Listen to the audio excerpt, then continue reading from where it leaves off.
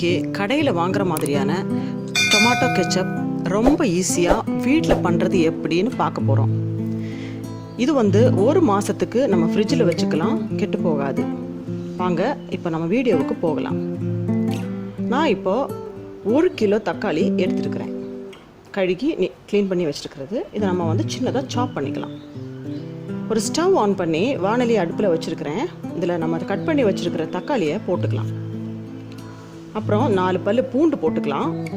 பெரிய பூண்டுனா 3 போட்டால் போதும், சின்னதுன்னா ஒரு 4 இல்லைன்னா 5 போடுங்க. இப்போ ஒரு சுமாரான அளவு பெரிய வெங்காயத்தில் பாதியை கட் பண்ணி போட்டுக்கிறேன். அதிகமாக போட்டுறாதீங்க, டேஸ்ட் மாறிடும்.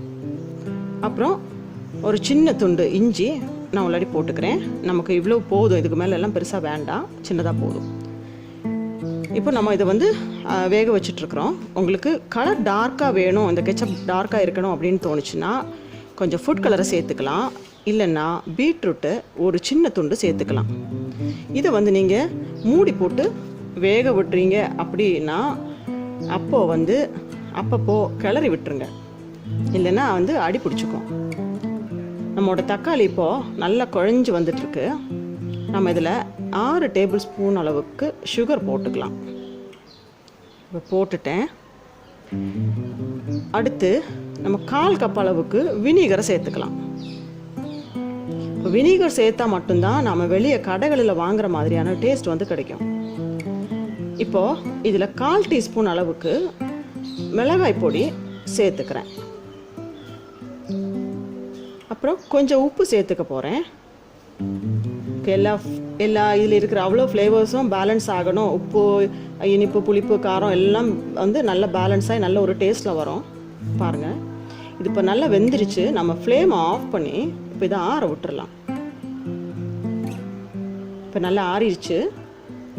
இதை நாம் இப்போ மிக்ஸி ஜாரில் போட்டு நல்லா பேஸ்ட் பண்ணிக்க போகிறோம்.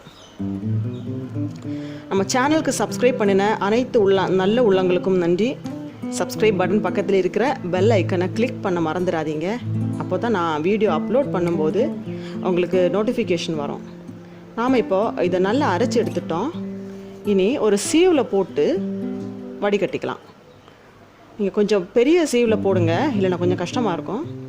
பாருங்கள், இதில் இப்போது நம்ம சீவ் பண்ணிகிட்ருக்குறோம், அரிச்சிட்டோம் எல்லாத்தையுமே. அந்த தக்காளியோட தோலும் விதைகளும் மட்டும் தனியாக வந்திருக்கு, பார்த்தீங்களா? இந்த மாதிரி நல்லா வடிகட்டி வச்சுருக்குறோம். நல்ல ஸ்மூத் பேஸ்ட்டாக கிடைக்கும். இனி இதை இப்போ நான் என்ன பண்ண போகிறோம் அப்படின்னா, ஒரு 2 மினிட்ஸுக்கு திரும்பவும் நம்ம நல்லா வேக வைக்கலாம். இப்படி பண்ணினா மட்டும்தான் இது சரியான பதத்துக்கு வரும். அப்படி இல்லைன்னா ஒரு நீர் கோத்த மாதிரி இருக்கும், கரெக்டாக இருக்காது. இப்போ இந்த நேரத்தில் நீங்கள் உங்கள் விருப்பத்துக்கு ஏற்ற மாதிரி உப்பு, காரம், சுகர் ஏதாவது இதில் குறைவாக இருக்குது அப்படின்னு தோணுச்சுன்னா நீங்கள் கொஞ்சம் ஜாஸ்தி சேர்த்துக்கலாம். இதில் இப்போ நான் என்ன பண்ணேன்னா கொஞ்சம் மிளகாய் பொடி கொஞ்சம் அதிகமாக சேர்த்துருக்குறேன். எனக்கு கொஞ்சம் காரம் வேணும் அப்படிங்கிறதுக்காக. பாருங்கள், இந்த கன்சிஸ்டன்சி பார்த்தீங்களா? இந்த மாதிரி நம்ம கடையில் வாங்குற மாதிரியே இருக்கும் பாருங்கள். இப்போ நம்ம இது இப்போ ஆயிடுச்சு. நம்ம இதை ஆற வைக்க போகிறோம்.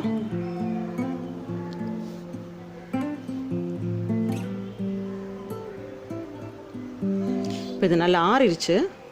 இப்போ நம்ம இதை பாட்டிலில் போட்டு நம்ம ஃப்ரிட்ஜில் வச்சுக்கலாம். 1 மாதத்துக்கு ஒன்றும் பிரச்சனை இல்லாமல் அழகாக இருந்துக்கும். இப்போ இதை எல்லோரும் ட்ரை பண்ணி பாருங்கள், கமெண்ட் பண்ணுங்கள். பிடிச்சிருந்தா உங்கள் நண்பர்களுக்கும் ஷேர் பண்ணுங்கள்.